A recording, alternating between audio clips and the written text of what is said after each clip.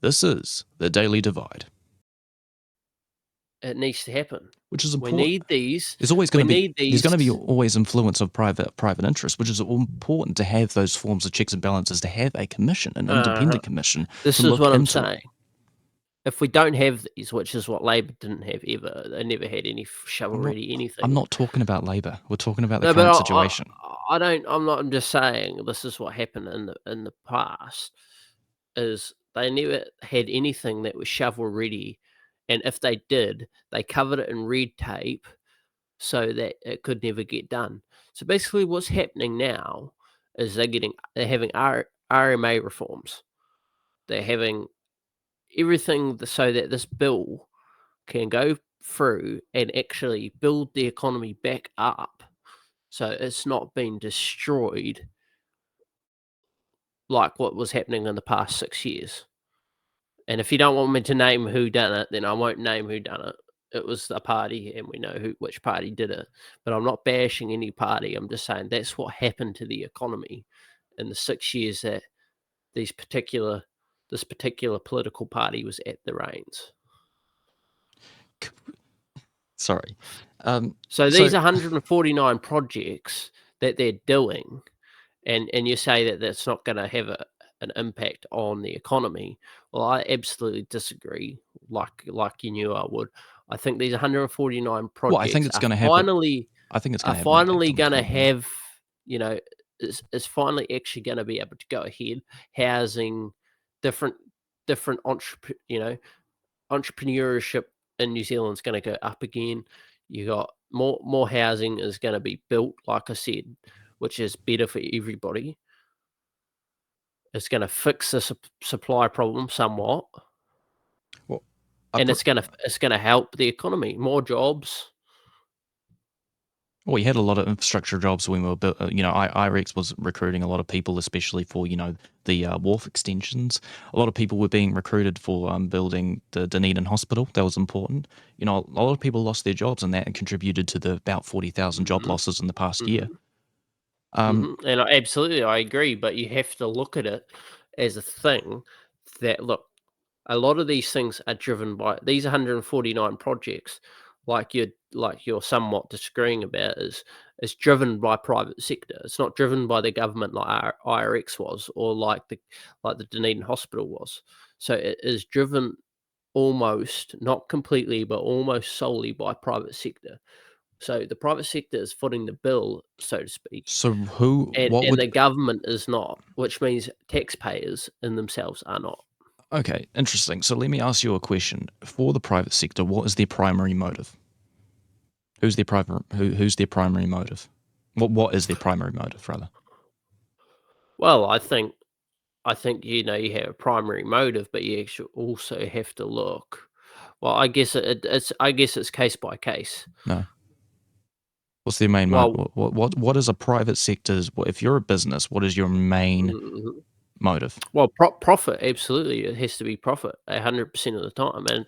But the thing is that's how the government needs to operate at the same time, but they never do.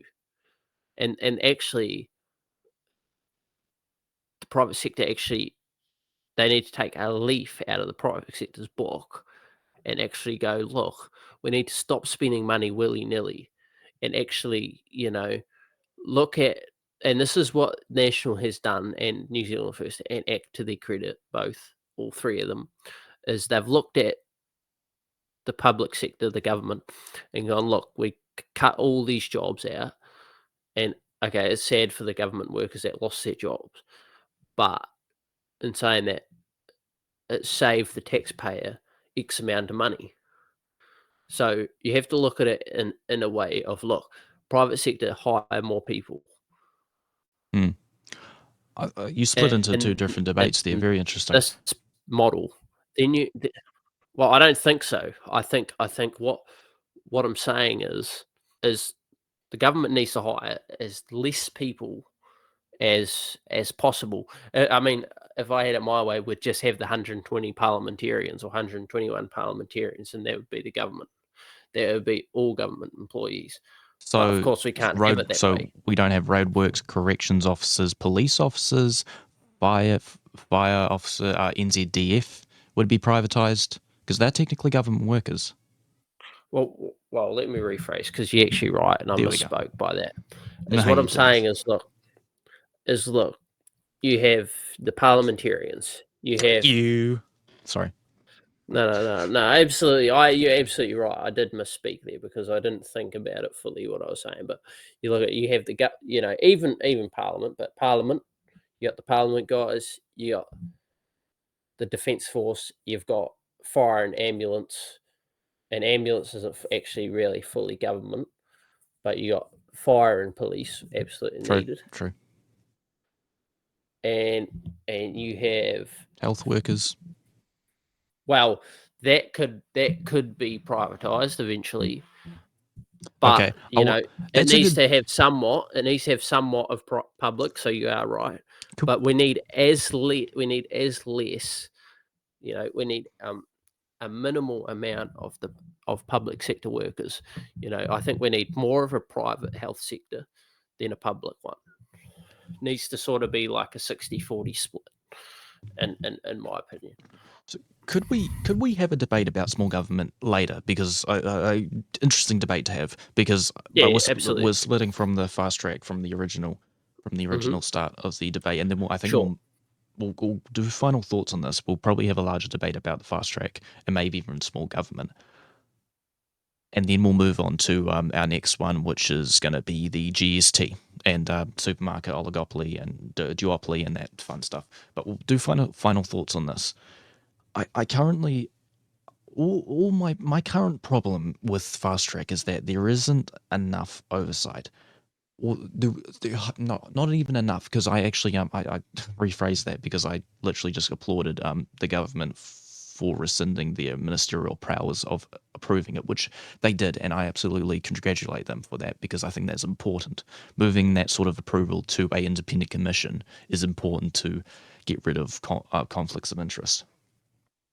My whole problem with a system of like that, hypothetically, is that you could get a situation where politicians could be butted up to do specific projects. You see that everywhere, especially in not in the Western world, but a lot in Eastern Europe and especially in Russia, where politicians get butted up by big oligarchs to do public projects that would only benefit traditionally the oligarchy, if you're catching what I'm doing. Now, I'm not saying that the current government's what it's doing, but that's the danger here. It is very important to have solid local liberal institutions to do its job and to have those guidelines to protect everyday people, to and for it to Well, I benefit think. mm, everyday people. That's important.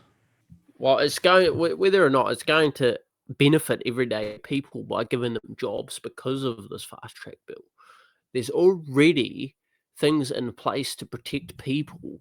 There's already the laws in place to protect everyday people from workplace accidents. You got ACC that protects people from workplace accidents, from accidents in general, help people recover.